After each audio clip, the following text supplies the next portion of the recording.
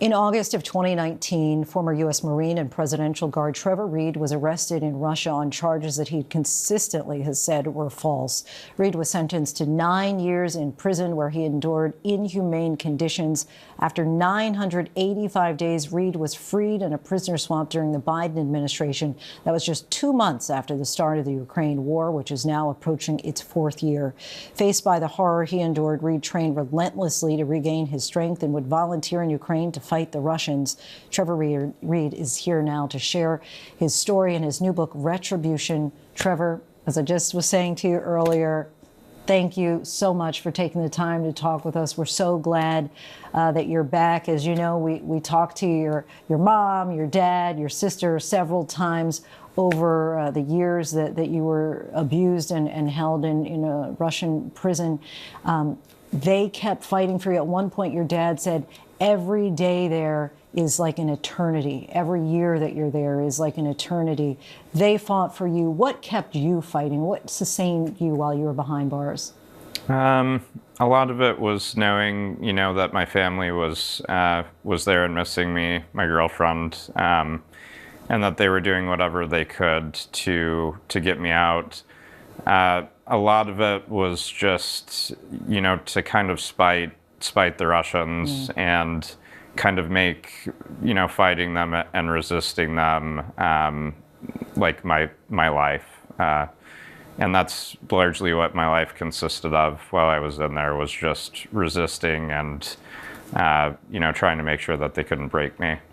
You've written that in order to communicate with the outside world, you had to deal with the Russian mafia. You were in and out of solitary confinement. Just give us a sense of the day-to-day life. It varies from, the beginning part at pretrial detention. That's pretty monotonous. You're locked in a cell for 23 hours a day. You get an hour to walk in like a semi-closed space on the roof, and just dealing with the prisoners in that environment. You're going through the kangaroo court system there, which takes up a lot of your time, and just trying to find something to focus on and have meaning. The forced labor camp was significantly worse.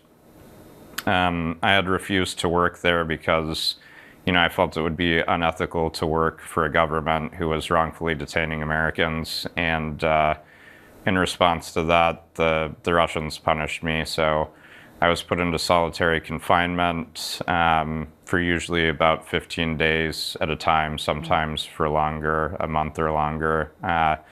And they also used the cold there as a weapon against you, tried to get you to break and, reconsider what you've decided to do. The food there was obviously very scant, so you're also dealing with mild starvation while you're in there. A lot of different things, and then trying to maintain a relationship with other prisoners there as best you can to survive. Talk about the moment that you found out, I'm going home. I didn't really know until I was about to be exchanged. So they kept that pretty hushed. And even when I did sort of, get a glimpse into knowing that they were going to release me, I wasn't really sure I could believe that. So everything in there is kind of built on just lying to you. The only news that you have there is propaganda, so you're not really sure what to believe. When I was on the jet with the FSB flying to Turkey, at that point I knew, okay, I'm probably gonna go home. And once you were back on U.S. soil, you have said that you weren't mentally or physically prepared for life as a free man. Tell us what that adjustment was like. It's really difficult when you come back. I mean, you've been isolated for a very long time before coming home. You're not really dealing in prison with normal human interactions, normal emotions. So, you're kind of deprived of being with people that you love and that you care about.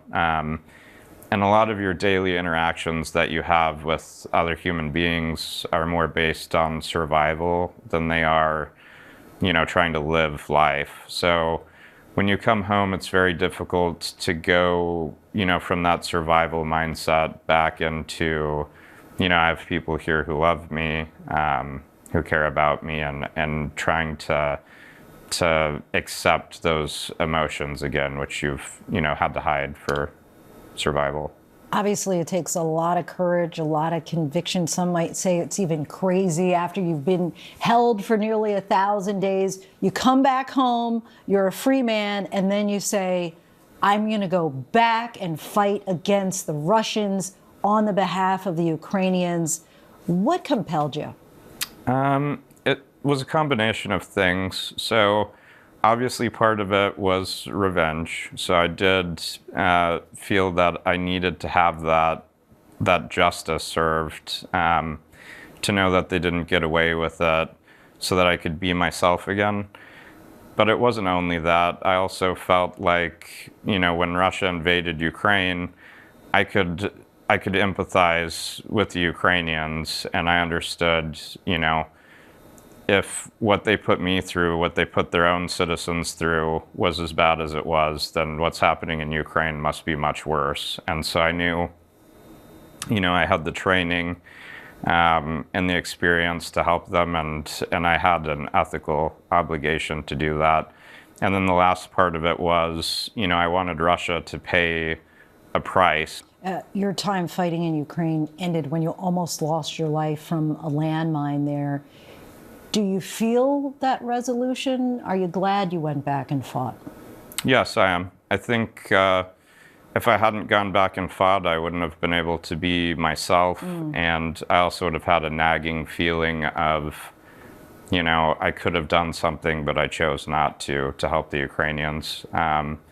Serving in Ukraine was the honor of my life. Trevor, we thank you so much. It is such a pleasure to be able to see you and talk with you in person. Thank you for the time. Trevor's book, Retribution, is available wherever books are sold.